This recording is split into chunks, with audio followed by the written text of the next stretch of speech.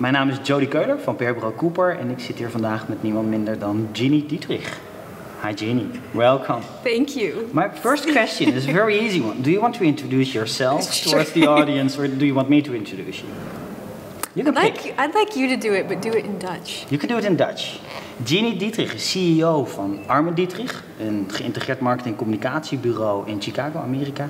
Zij is head blogger voor Spinsax. Zij is podcaster voor Inside PR, een van mijn favoriete PR-podcasts. En zij is de co-author samen met Jeff Livingston van het boek Marketing in the Round. En ik praat toch in het Nederlands, dus dat snapt ze niet. Gek op fietsen, gek op haar hond Jack Bauer. En misschien wel een vriendin die ik nog nooit eerder heb ontmoet, maar het klikt. So that's a Dutch introduction. That's so pretty good. Really I got most of it. I can translate it for you later on. That's no problem. So I like how you say Dietrich. It's very, it's throaty. Yeah, that's the sound. I don't think I can do it. Yeah. But. So I want to discuss three things for you, with you. Of course, the book. That's the first. Okay. Spinsax, the blog, and talk about PR and the future of PR. Okay. So let's start with the book, Marketing in the Round. In a nutshell, can you explain what the book is about? Well, it's really about, I think it's twofold. One is, breaking down organizational silos so that you can integrate marketing and communications throughout the entire organization, because with social, it really has become the role of everyone. It's become the communicator's role, the customer service role, the sales role, the HR role. And if you have these silos of these disciplines and you're not talking to one another, social's not going to work. Okay. And the other piece of it really is that integration, and how do you choose the right approaches from a marketing and communications perspective in order to integrate social into the overall marketing program. So I read the book, and if you finish it, it's quite clear. The message is quite clear, the core message is quite clear. It's very difficult to go to the office and integrate everything you share within the book. So how do you start? Well, I think you have to do two things initially. The first is get executive buy-in. Okay. And if you get executive buy-in, that really, if you can build the business case, and think about it from the perspective of, are there companies that your executives want to be like as the company grows? And if there are, a lot of people want to be like Apple, of course, because they're global and I think they sit on more cash than most countries. That's a good example, but how are they using the tools or the approaches that you want to use, and build the business case based on that so that you can then present it to the executives and get the buy-in. And then you really have to create what we have called the marketing round. So it's a group of people who come from all the different disciplines and how they interact and work together in order to break down those silos and actually build that integration into the whole organization. Okay, so in the book you talk about the marketing hub as well.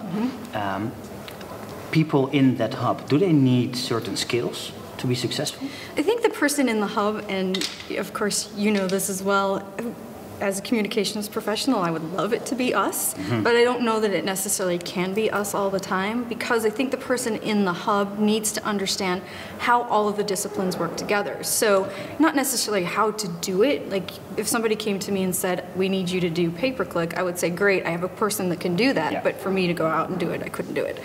I don't think. Or I don't, at this point in my career, don't want to learn how to do it. That's it. But you really need to understand, when to bring in those different specialists, when to bring in the different disciplines, how they all work together, and how that becomes sort of, I guess for lack of a better term, symphony. Okay. So is it then a desired skill, or just a management skill, or a people skill? Yes. A combination of... I think it is a combination, yeah. Okay, that's most important. It's a leadership skill. Okay. So that's also something, because within the marketing hub and marketing in the round, you ask certain departments to work together, to coincide, work together. So what you try to do is to let PR professionals work with marketing professionals. It seems like a very tough job to realize. What's the biggest struggle you find there?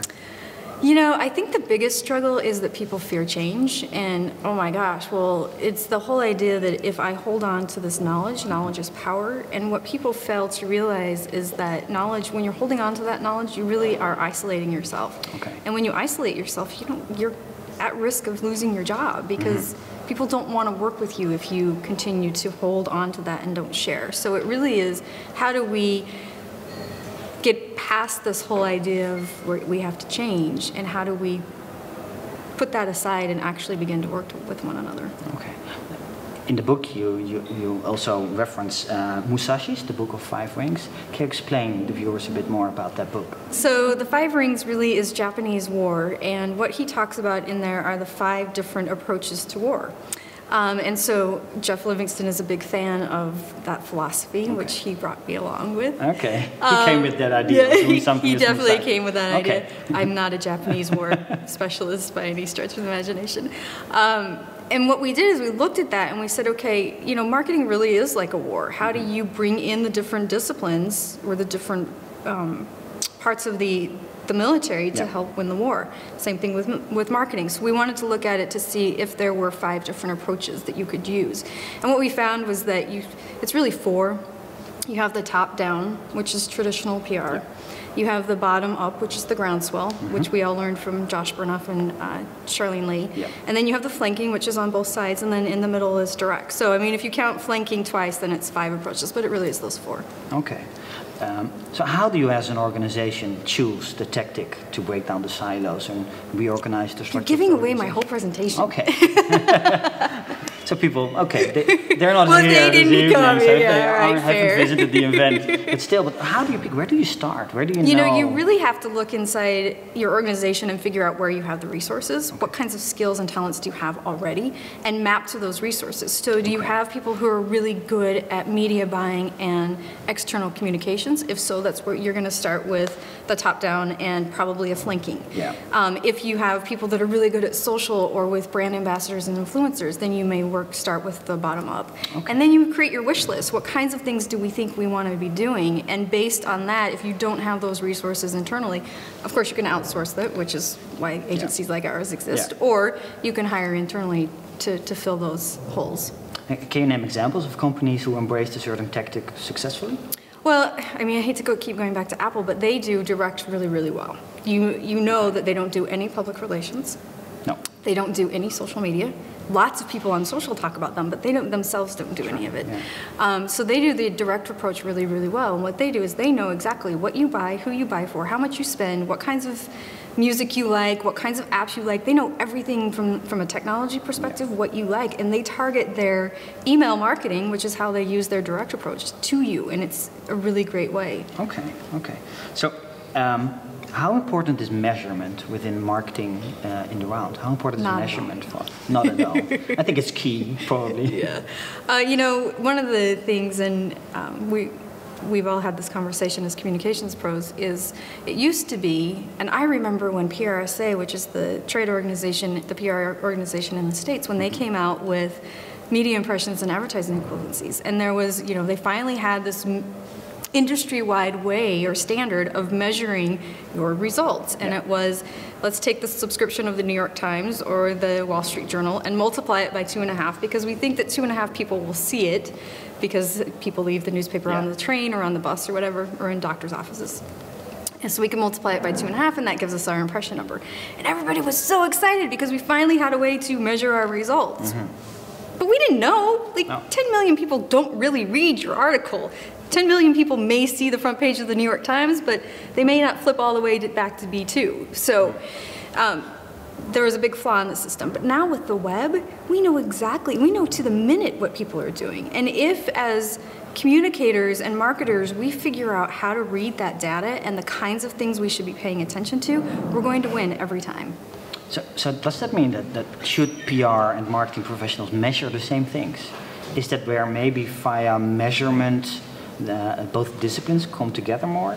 I think there's a big blurring of the lines. You know, marketers by trade have always measured their results, and they've done it from a true business perspective. And of course, communicators have not. But what marketers can teach communicators is that those real business values, while communicators can teach them the communication and the storytelling and those soft skills.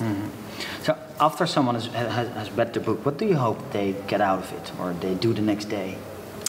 You know, I really hope that they can go back to the office and help their executives understand that social is not a standalone, marketing is not a standalone, advertising is not a standalone, because of the web, and because you may be on Facebook at midnight and I may be there at 5 a.m. and if we have different skill sets, let's say you're in customer service and I'm a communicator, you're going to answer that differently than I am, but we're both participating in that conversation. So the executives really have to understand why it's important that it become a company-wide initiative and why everybody has to understand it. And the other thing is really to understand which approaches to use and how to integrate them into your larger business. Okay. That's with regards to the book. I just want to make a small transition towards Spin Sucks, because I know a lot of viewers also read your blog. Spin Sucks. Why did you start Spin Sucks, the blog? Well, I wish there was some great magical answer, but we started it 6 years ago because we kind of had heard a little bit of rumblings. You know, David Armano was blogging, Mitch Joel was blogging, I think Steve Rubel was blogging. There were a handful of people that were blogging, and if I remember correctly, it was all on TypePad. And so I was hearing these rumblings, you know, what's this blogging thing? And I decided that we probably should figure it out before our clients started asking about it. It was a disaster. Oh my gosh. What we had 6 years ago compared to what we have today is like night and day. But it really has taught us a lot. You learned along the way. Oh my gosh. Back then, nobody was talking about how to blog. So you had to figure it out. So now everybody is waiting for you to teach them how to blog. Would you say that the blog is successful, Spin Sucks, for you? Because you blog daily. I do blog daily. Sometimes I struggle with it. I've struggled a little bit for the last week and a half. I think maybe it's just the holiday. Okay, the end of the year coming up. But yeah, it's very successful. It drives a ton of business for us. Tons of business. Top of mind, do you know which blog post got the most comments or went really viral online? Do you have any idea? Is there one of which you know that was really very popular? People shared a lot of opinion? Probably 5 or so that have been really like out of control, and one of them, I hate to even admit this, was last year I wrote it. I literally titled it a blog post about nothing. Okay. And I wrote a blog post about nothing. And that was the magic. I think it had something like 500 comments, and it was ridiculous. But fun though. It was totally fun. But I'm like, really, I can write a really smart post about measurement and how you guys should implement all of this, comments. And then I write about a blog post about nothing, and I get 500 comments. I can imagine. But still, it's a fun combination of sharing worthwhile information, insightful information, and the fun. Because you're also very active within the comment section. You comment on every comment you get? I do. And what's nice is, you know, Mitch Joel wrote a blog post, I want to say in 2009, maybe 2010, but a few years ago, where he talked about community. And it's always stuck with me because what he said was, community is not you commenting and me commenting back to you. Community is you commenting and 3 other people jumping into that conversation without the author or the brand. And that's always stuck with me. So what I try to do is sort of drop little bombs in the comments to get people to talk to one another. And as the community has grown and I've started to get to know people personally, I know which buttons to push.